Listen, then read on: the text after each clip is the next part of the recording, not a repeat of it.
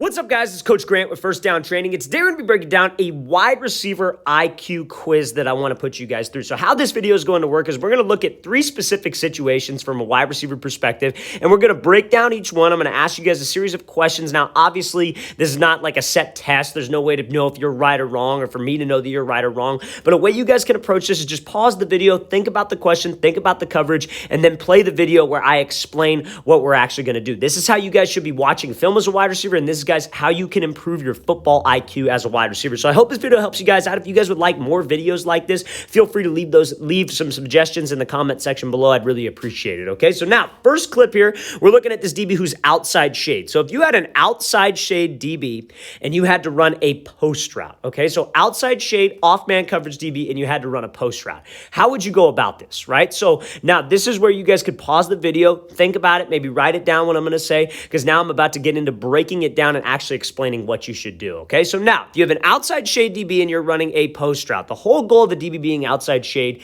is what? His goal is to force you to the inside. That means that he does not have help to the outside. He wants to force you to his help, which would be like a single high safety, maybe a 2 high safety if it was like a 2-man's coverage, whatever it may be. But his goal is to force you back to the inside. So as a wide receiver, what should I do? I don't want to just take off and take what he gives me, because if he's outside shade and I just go run a post, he's going to be right on my hip pocket and he's going to be forcing me right to that safety. So that quarterback has a very small window to make this throw. What do you think I want to do? I want to attack his leverage. I want to square him up. I want to get him off that platform and then break that post off, because then that creates space between him and the safety. So that's exactly what this wide receiver does. Now, this route doesn't work, and then we're going to talk about why and what you really need to focus on doing. So he attacks the leverage, then he breaks to this post, but that DB's all over that thing.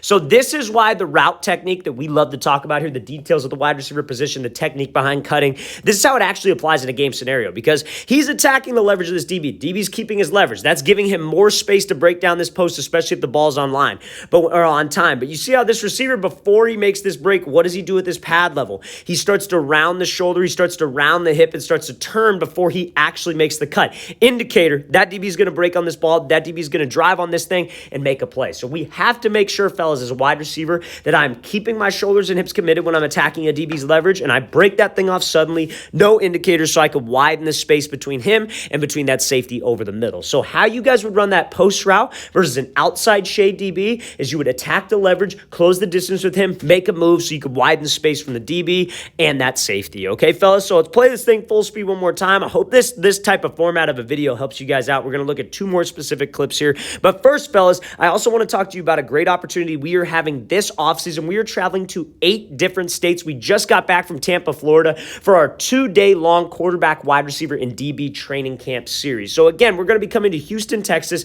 Phoenix, Arizona, Newark, New Jersey, Atlanta, Georgia, Chicago, Illinois, Dallas, Texas, Nashville, Tennessee, and Los Angeles, California. For 2 days, we are going to be having quarterback and wide receiver and DB training camps. So if you guys would like some more information on our camps, spots are going to be limited to only 10 to 12 per position group, per age group. We are keeping things small because we actually want to take the time to coach you guys and show you what you're doing wrong, break it down for you, and how you can improve. So that takes time. That's why we don't need 50 kids per position group out there like you see at a lot of these other camps. So if you guys want some more information on that, check out that very first link in the description below. Let's get back to this video. So now let's take a look at this clip. So now, same kind of coverage, right? So we just talked about this second question of the wide receiver IQ quiz is if you have an outside shade DB in off-man coverage, right? How we know it's off-man coverage is that he's looking at me with his eyes, and I have to run a 10-yard speed out, and this DB's sitting at around 8 yards. How would I run that? So now's the portion of the video where you guys can pause it, take a second, think about what you guys would want to do if you have to run a 10-yard out versus an off-man coverage DB who is outside shade. So now, I'm going to break down what you guys should be doing here. So if you have an outside shade guy, we talked about this in the last clip. What's his goal? His goal is to force us to the inside, right? His goal is to force me to his safety help that is over here. But if I have to run an outside breaking route, I know, and again, this DB's probably outside shade because of the split. You see how far he is from the numbers, and he's the furthest outside wide receiver. He's like the Z or the X in this situation, right? So if his split's cut way down like that, a smart, intelligent DB is going to know, chances are he's probably doing an outside breaking route. So why not just play outside shade? And if he's going to run that outside breaking route, he's going to run right into me, okay? So now let's play this full speed. So A.J. Brown does a great job of attacking the inside shoulder, breaking this thing off and seeing the amount of separation he's able to get. Ball was thrown behind, so it was picked off. But if that quarterback puts that thing out on time and that ball's already in the air when he's right here, we got him beat. If he puts that ball right there, that is beat. This is a different highlight that we're going to be talking about here. So let's talk about this, right? So why would you do that? Because the whole goal of this, anytime that you have an outside breaking route against outside shade coverage, is that you want to attack and threaten him vertically, right? Because the goal would be to get him to open up his hips, commit to the fade downfield, and then slip underneath or work maybe a throw by on his back hip or his back shoulder, right? So a lot of people don't understand that. A lot of people think that, oh, anytime I got a DB who's in leverage, you treat it like a post. You'd attack his leverage. Oh, the DB's going to backpedal, and then I could break it off right in front of him. But A, that DB's not going to backpedal. He is going to weave if you attack his leverage, and then we are screwed. Or what we're going to do is we're going to end up attacking his leverage, right? I'll end up attacking his leverage, and then I break this off. Maybe he does backpedal, but I got like 2 yards from him in the sideline because he weaved correctly. So that's not enough space for that quarterback to make a throw, and you're cutting the depth down of the route. So to be able to give that quarterback enough space to lead me to the outside, I have to attack the inside shoulder like so. That's exactly what A.J. Brown does. And again, it's very similar to what we were just talking about. When it comes down to leverage and it's off-man coverage as a wide receiver,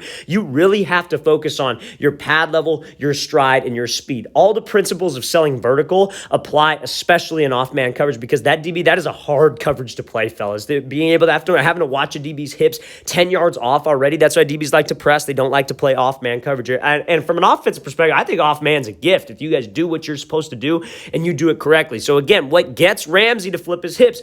Good pad level. Hips and his shoulders stay committed. He's in stride. He's running full speed. Then he, bam, cuts this thing off, does not round and indicate where he is going to go before the cut. The cut is what changes direction for him so he can burst out and then accelerate back to that ball. That is a hell of a route there by A.J. Brown. Let's watch the thing again, full speed. Ball's on time. This is a different highlight that everybody is posting. This is exactly how you want to attack this coverage. So that is the second question of our wide receiver IQ quiz. Like I said, fellas, I hope this kind of format helps you guys out because I think it's a good way to learn. I think it's how you guys should be watching film as a wide receiver, is breaking down the different looks that you guys can see. Like, because I'll tell you this right now, how I approach the game is I would look at every single DB that I watched hours of tape. You have to, right? Especially if you're maybe an undersized guy like I was. You have to watch hours of tape because you have to be so mentally sharp and so much better than your opponent that way that it makes up for maybe a lack of physicality, a lack of speed, lack of size, right? So I would come out and I would see every single play of film where I'm on offense, like let's say I'm going against a defense,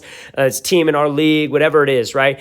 I would go through every single play that they have of defensive film, and I would go through, okay, this is how the DB's playing me. This is how I would run this route, this route, this route, this route, and I would just go through the routes that I have, especially the routes that we're trying to emphasize in that playbook that week, and then I would just structure a plan. Then you come out there and you actually have a plan of action. You actually know what you're supposed to do, okay? So that's that's the whole point of this video, fellas. All right, so now, last clip that I want to talk about here is if you had to run like a 5-yard in and you were maybe the like last read on a play, right? So like, let's say you're like the quarterback's maybe looking to like, he's got like an outside, like he's maybe got a seam, then he's got like a dig from the outside. He's going for like one, it's not a real concept, but he's going from 1 to 2 back down to you 3. You're like the check down. You're like the third read on the play. And you have this type of coverage where it's man coverage, 2 to 3 yards off, and the DB is inside shade, and you have to run this 5-yard in route.